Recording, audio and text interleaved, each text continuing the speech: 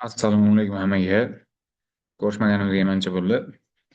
Bugun sizlar bilan eng qiziq va eng muhim mavzulardan biri bo'lgan present perfect ni davomini o'tamiz. Present perfect ya'ni hozirgi tugallangan zamon. Juda ko'pchilik bu zamonni present perfectni past simple bilan adashtiradi. Past simple bilan juda ko'p xatolar bo'ladi. Hozirgi zamon bilan ham adashtiradigan joylari bor ekan. Mana shuni bugun to'liq ko'rib chiqamiz, xudo xohlasa.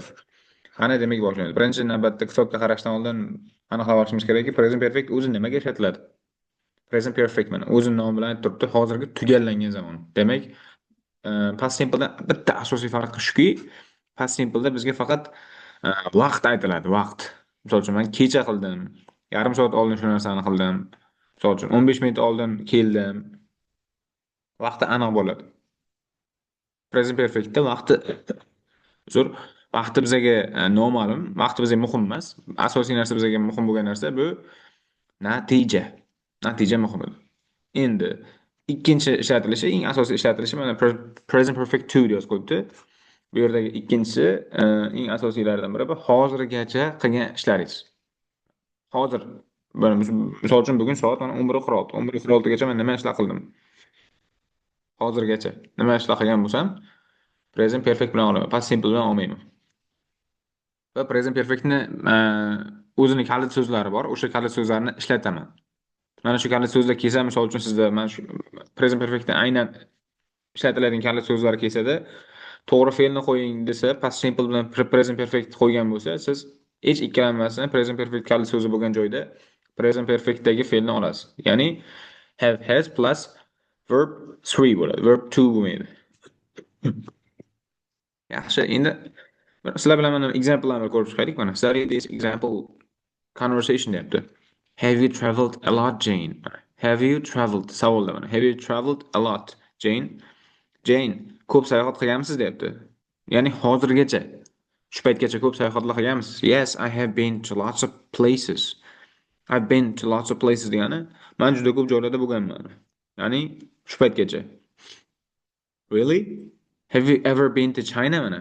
Have you ever been degani qachondir. Hech Xitoyda bo'lganmisiz shu paytgacha? Yes, I have been to China twice. Man, twice oxirida kelyapti. I have been to China twice. Ya'ni Xitoyda 2 marta bo'lganman. What about India? Hindistondachi? No, I haven't been to India. Ya'ni yo'q, Hindistonda bo'lmaganman. Mana bizda yonimizda mana yonida past bilan nowga Jane's life deb yozib qo'yibdi. Nowga strilga qo'ygan demak. Demak, Jane hozirgacha qayerlarga borgan? Men shu yerga borganman, yerga borganman, borganmisan degan joylarga did you travel bo'lmaydi. Have you traveled bo'ladi. Did you travel bo'ladi, chunki o'tgan yili, o'tgan oy degan joylarga nisbatan ishlatilsa agar. Yaxshi, buni ko'rdik. Endi tagida mana. Have you ever eaten caviar deyapti mana. Hech caviar degani ikra degani. Ikra yeganmisiz? Savol. Hozirgacha yeganmisiz? O'shaning uchun have you ever bo'ladi. Did you eat bo'lmayapti. We have never had a car. We have never had a car. Degani biz shu paytgacha umuman bizda mashina bo'lmagan degani. Hozirgacha bizda umuman mashina bo'lmagan. I don't know what the film is about. I haven't seen it. Film nima haqidaligi bilmayman. I haven't seen it degani ko'rmaganman. Umuman ko'rmaganman. Susan really loves that book. She has read it 3 times. She is mana qisqartirilgani bu has ma'nosini beradi. Chunki is ma'nosini bera olmaydi, chunki isdan keyin fe'l odatiy holatda kelmaydi yoki ing holatda kelishi kerak. Agar to be ma'nosida kelayotgan bo'lsa, to be'dan keyin fe'l kelmaydi. To be'dan keyin ot yoki sifat keladi. She has read it 3 times. Susan kitob o'qishni juda yaxshi ko'radi. U 3 marta bu kitobni 3 marta o'qigan. Shu paytgacha 3 marta o'qigan ekan demak. It's a really boring movie. It's the most boring movie I have ever seen, man. I have ever seen the present perfect ishlatilyapti. Demak, bu juda ham zerikarli kino deyapti. Shu paytgacha ko'rganim, I have ever seen degani hozirgacha ko'rganim eng zerikarli kinoyim shu mana shu kino bo'ladi deyapti. Been to, mana been to bilan gone to. Been bilan ham gone bilan ham to keladi. Been to degani bo'lganman degani, borganman. Gone to degani o'sha yerga ketganman, hali qaytmaganman degani. Misol uchun he has gone to school degani maktabga ketgan. Hali maktabga yo'lda ketyapti yoki maktabdan hali qaytmadi. Maktabda hali. Been to degani o'sha bordim, keldim, qaytdim o'sha. Borib keldim degani. I have never been to Canada degani. Men hech qachon Kanadada bo'lmaganman. Kanadaga borib kelmaganman. Have you been there? U yerda bo'lganmisiz? Deb javob beradi. Been bilan bu joy nomiga in ishlataman deyilmaydi. Been bilan faqat to keladi. To'ni qavsishiga yozib qo'ygan sababi to'siz ham kelsa bo'ladi. I have been. Misol uchun there to'siz kelyapti. I have been to there bo'lmaydi. To joy bilan keladi. Shuning uchun. Mana endi bu yerda kalit so'zlarini beryapti, kalit so'zlari. Recently mana. Yaqindagina. In the last few days, oxirgi bir necha kunlar ichida. So far. So far degani shu paytgacha degani, hozirgacha. Since I arrived. Yetib kelganimdan beri. Qora harf bilan yozib qo'yganlarini deyarli 90% bekorga berilmagan. Present perfect kalit so'zlari. Have you heard anything from Ben recently mana? Bendan recently deyapti. Yaqin atrofda nimadir eshitdingizmi? Have you heard bo'lyapti. Did you hear bo'lmayapti. I have met a lot of people in the last few days mana. Oxirgi bir necha kunda men juda ko'p odamni uchratdim. I have met in the last few days bu kalit so'z bu. Aniq vaqt beryapti-ku nimaga bu anav emas, past simple emas deb ayta olmaymiz chunki aniq vaqt bu in the last few days degani oxirgi kunlar, shu kunlarda degani. Hozirgacha mana shu kun atrofida degani. Bu present perfectni aynan kalit so'z hisoblanadi, past simple emas. Everything is going well. Hammasi yaxshi ketyapti. There haven't been any problems so far. So far kalit so'z. Hammasi zo'r ketyapti. Shu paytgacha hech qanaqa muammo bo'lmadi. Hozirgacha. The weather is bad here. It has rained every day since I arrived. Mana. Ob-havo bu yerda yomon deyapti. Kelganimdan beri mana. Kelganimdan shu paytgacha, demak, har kuni yomg'ir yog'yapti. Har kuni yomg'ir yog'di. Hozirgacha har kuni yomg'ir yog'di degan. Keyin gap, it's good to see you again. Ko'rishganimiz yaxshi bo'ldi deyapti yana. We haven't seen each other for a long time. Anchadan beri, for a long time ham present perfect kalit so'zi hisoblanadi. Anchadan beri bir-birimizni ko'rmadik. Deyapti. Endi keyin gapda nima deyapti qaranglar. E'tibor beramiz. In the same way, we use the present perfect with today, this evening, this year, this ishlatilgan joylarda va today degan so'zlar bilan vaqt so'z bilan demak present perfect ishlatamiz qachonki when these periods are not finished mana. Gapirayotgan paytimizda o'sha vaqt hali tugamagan bo'lsa. Bugun ertalab shunaqa ish qildim deyapti. Hali o'sha nima deydi?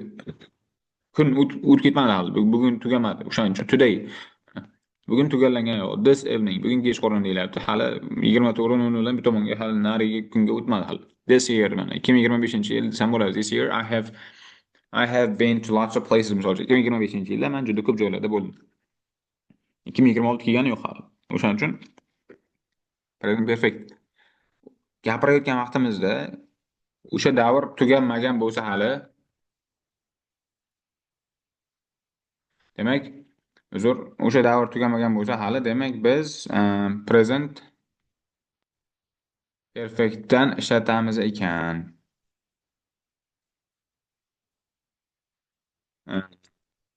Example'larni o'qiymiz. Misol I have drank 4 cups of coffee today.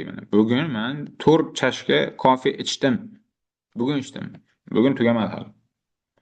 Have you had a holiday this year? Mana bu yil ta'tilda bo'ldingizmi deyapti. I haven't seen Tom this morning. Have you? Tomni bugun ertalab ko'rmadim. Siz ko'rdingizmi? Hali bugun ertalab deyilyapti. Tugamadi hali. Kun tugamadi. O'shaning uchun this morning bo'lgani uchun mana I didn't see bo'lmayapti-da. I haven't seen. Mana past now. Today mana. Today ketyapti hali. Tugani yo'q. O'shaning uchun demak present perfect adashtirmaymiz. Past simple bilan adashtirib qo'ymaymiz. Mana shu yerda juda ko'pchilik adashtiradigan joyi past simple ishlatib qo'yman shu yerda. Yaxshi, keyingi eng muhim qoidalardan biri biror narsa it's the first time something has happened. Birinchi marta bo'layotgan bo'lsa, birinchi marta nimadir ish qilayotgan bo'lsangiz, demak Present perfectda ishlatamiz. Misol uchun Don is having a driving lesson deyapti. Mana it's his first lesson. Don driving lesson o'tyapti. Demak, haydovchilik darsini o'tyapti. Uni birinchi dars. It's the first time he has driven a car. Mana not drives deyapti yoki drove emas. Birinchi marta mashina haydashi. Misol uchun it's the first time I have cooked a meal. Birinchi marta ovqat pishirishim, misol uchun. Birinchi marta unaqa qilishim, birinchi marta bunaqa qilishim. It's the first time I have played football. Birinchi marta futbol o'ynashim. Misol uchun birinchi marta basseynda suzishim, misol uchun. It's the first time I have swum in the pool. He has driven a car before. Ma'nosi mana shunaqa beradi. Shu paytgacha u mashina minmagan yoki he has driven a car before. Hech qachon mashina minmagan degan ma'no beryapti. In the same way, we say xuddi mana shu usulda biz aytishimiz mumkin. Sarah has lost her passport again. Lost her passport again. Sarah pasportini yana yo'qotib qo'ydi. This is the second time this has happened. Bu narsa ikkinchi marta sodir bo'lishi. Not happens deyapti mana. Demak, nechidir marta in the same way deyapti. Xuddi shunaqa usulda biz necha marta bo'lgan aytmoqchi bo'lsak, demak, ishlatsak bo'lar ekan. Present perfect bilan. Andy is phoning his girlfriend again. Andy qiz bola do'stiga yana telefon qilyapti.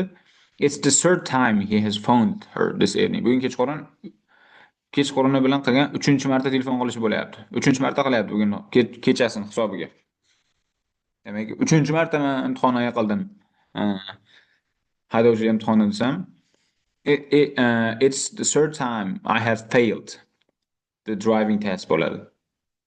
Demak, martaga nisbatan 10-martasi imtihonga kirishim, 50-martasi IELTSdan 8 olib chiqishim, misol uchun, 1-martasi 9 oldim, 3-martasi yana 8,5 oldim degan joylar bo'lsa, demak, present perfect bilan ishlatiladi. Present perfect eng asosiy qoidalari mana shular. Sizlarga tavsiya qilaman. Mana shu ABC ni yaxshilab ko'rib chiqishdi.